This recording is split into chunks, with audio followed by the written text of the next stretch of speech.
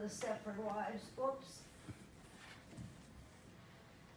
This is me. And I was very proud to do it, and it took a few more months, and I went back, I got 50 love letters from Claude. And, but now he was a little jealous because he couldn't get hired. Even though he had the name Picasso, nobody would hire him to direct or do anything. So he was envious. And I can't remember exactly where I wanted to go, but I went back to Paris, and my mother called to say your father's in the hospital. He tried to commit suicide. I thought, oh my, I have to go to him. Francoise by now had bought me a wedding dress, and it was about a year old. It was getting dusty, and I said, Claude, when are we getting married? So he didn't answer me. He put his fist into the wall. And we had a little dog named Tutu. He's around here somewhere. Tutu was our poodle. And oh, it's on the end. Down there. Yeah.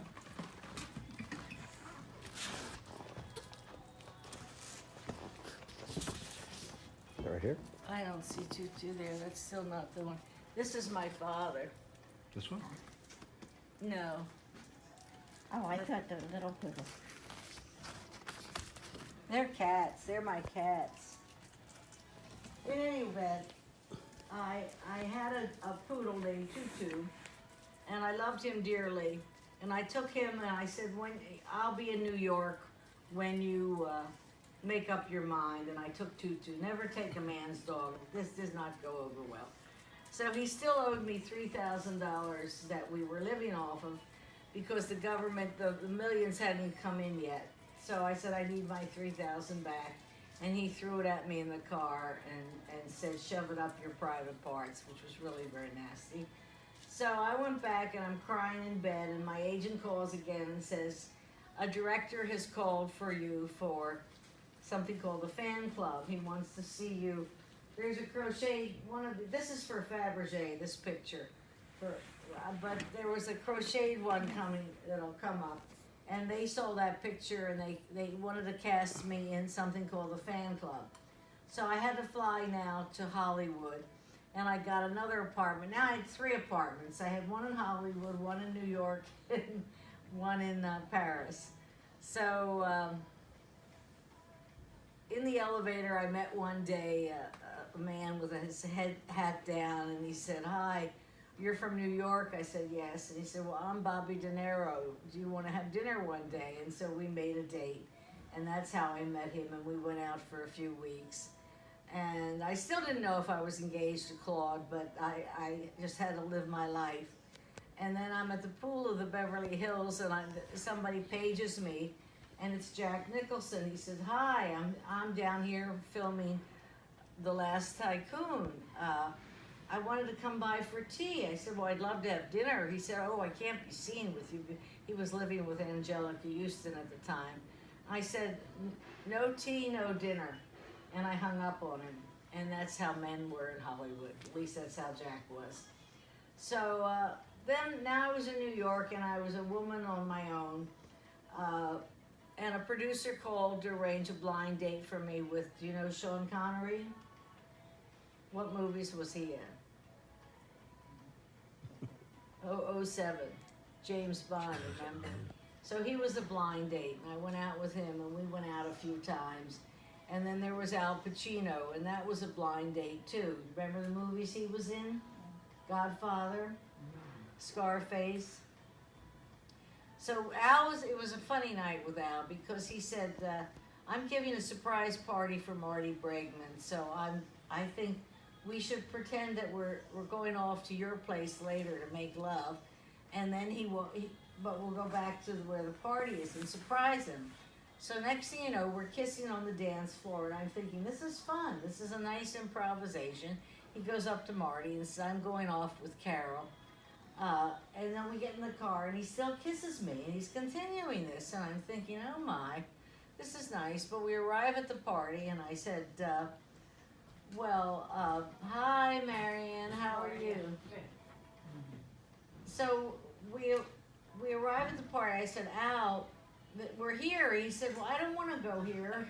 I want to make love to you. I said, Al, you're giving the party. You have to go. So we went to the party, and a teenager opens the door with a beer, and he goes in, and I never saw him again. And I found out later he got sober. This is another alcoholic story. So there were Rod Stewart, I used to go to his concerts. He's around here somewhere. Right here. But there. He would take me to his concerts. He was a lot of fun. Dudley Moore was a friend. This is a picture of Jonas and Francoise in their house in Neuilly. And so in any event, now I'm dating a lot of stars. And Peter Sellers was actually my favorite. He's down here. He was delightful. He used to give my dog steak. Here's Peter. And he loved animals. He was a nice man. And what happened with Peter was, as I said, I found out people who are rich and famous don't always have self-esteem. They may have ego, but they don't have self-esteem. So that's the way Sam Spiegel was and Peter Sellers. So he took pictures of me. I took that picture of him, but he took one of me that's around here somewhere. I don't know where it is. But he didn't like it, and here it is. Here's Tutu, and this was by Peter Sellers. And I think it's a very nice picture. I liked it, but Peter didn't. And he felt he let me down. Here, I'll walk it around. Thank you. This one? Yeah. So That's a nice picture. it's lovely, isn't it? Hey, this one. So he thought he let me down and said, I'm going to have a reshoot, I'm sorry. The next day he called and said, I don't like the pictures at all. So I felt that I wasn't pretty enough. He felt he didn't take a good picture, and our mutual self-esteem collided. And so I went and made a date with somebody I didn't like, and he asked me out for dinner. I said, I have a date, and then I never heard from him again. But then I heard he went to a place on Hollywood Boulevard called Optic Boutique, and my picture was hanging up.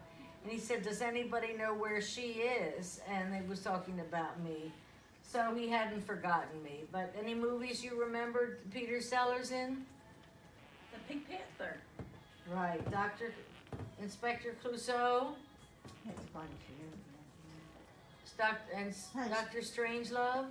Yeah, and then, no, I can't think of it. The two girls, was the two young kids were sitting on the step at his apartment and kind of. I wished I could remember the name, and I can't. I have memory troubles all the time. I totally identify. In any event, he did something called Being There. He was very proud of that. That was his favorite film of all. So I adored Peter. In any event, in '77, Claude came to, he wanted to get rid of the apartment. Now, we had it in the Sovereign, and we had it in both names. My name was on the lease, too, so he had to get me to sign off. Now he's a multi-millionaire, but he wanted me to pay half the rent. So I said, I don't think so, yeah. And I wanted to say what I forgot to say about being a Stepford wife. When I was with Claude, before he won the money and when he got it, we were living off of my money, but if I went shopping and I saw something I wanted, he had to approve of it before I bought it with my money, and I let him do this. That's what being a Stepford wife is, and that's what I was. I was in the movie and in life. So I'm happy to say that's not happening anymore. But in any event, so we were together in '77, and I did sign off on the lease, and we made love again. And then in '78 or '9, his mother, oh look, Mary, I'm laughing. And so in '79, his mother writes and says, I want you two to stop this fighting, and I want you to marry my son. So she took me to lunch at Ma Maison. And I told her, you know, I said, when we broke up, I said to Claude, you're doing to me what your father did to your mother. And she cried. And it was very touching. So then she said, he's coming from Japan here, and I want you to make up. So he arrived in '79, and we made love again. And then he said, I've met somebody in Paris who likes it. I don't like Paris. I don't like wine. I'm sober. I don't like clothing. I find it boring. And I don't like living in the past. I like America. I miss cheeseburgers, McDonald's, and I don't want to sit around looking at the way life used to be, which is what a lot of Paris is. That's my take on it. Now, the left bank, those Rive Gauche people, I'm sure are wonderful, but I didn't circulate with them. I was with the right bank, which is called the bourgeoisie, and I really don't like them a lot. I don't like the mentality. They were from Neuilly, and essentially they're snobs. So, where was I? So, he said, but this woman likes Paris, and I didn't. So, he said, maybe I'll call you and we'll get married in Vegas, baby. So he leaves, and 2 months later, he marries that woman. So now I'm really jilted. And I go to see a woman therapist named Evelyn Silvers. Anybody remember Phil Silvers? The comedian?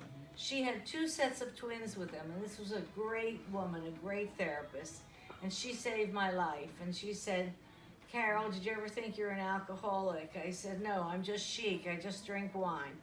She said, well, your bruises aren't chic. I was in a relationship where I was getting beaten up, apparently. So I'm going to have you answer some questions from a doctor from St. John's. So this man calls me on the phone and asks me 20 questions. Anybody here know about AA or getting sober? Anybody been through it? No. Well, if someone has a problem, there are 20 questions. It's very simple, and you ask them, and if they have 3 yeses, they're an alcoholic. So I had 3 yeses, and I thought, well, I'm going to have a duck. Remember Striker Rich when the duck came down? I'm going to get this huge present. Well, instead he said, you're an alcoholic and you have to go to AA. I thought, not me. I'm not going to go with a bunch of perverts in raincoats. That's not going to be my lifestyle. So she said, I'll help you. I'll get somebody to take you. So she arranges, knowing I like the rich and famous, she gets a man called Gordon McCrae to take me to my first meeting. Anybody remember Gordon? Oklahoma, where the singer. is. Yeah. Yeah. Remember Gordon? Yeah. Wonderful man. And his daughter was my best friend, but I couldn't tell her that Gordon was taking me to meetings because their marriage, their mother and father had split up, and so Gordon didn't want Sheila to know that he was taking me to meetings. So we went to the first meeting, and immediately I saw a movie star, and I thought, what? It was in a bowling alley, you know, smoky, whatever. I thought, what is this with a movie star here? And I realized something was wrong with my values. So I said to Gordon, I said, will you take me to another meeting? He said, only if you stop drinking. I didn't want to stop drinking. I just wanted to be with Gordon and go and hang out. So I had to do what he said, and I essentially got sober for Gordon, and that was in 1980. Today I have 37 years, and I owe it to Gordon. But then he slipped, and they worried about me, and then he went to something, they said, you have to go to Al-Anon. Anybody know about Al-Anon? Al-Anon is a companion program for people who are alcoholics to help them.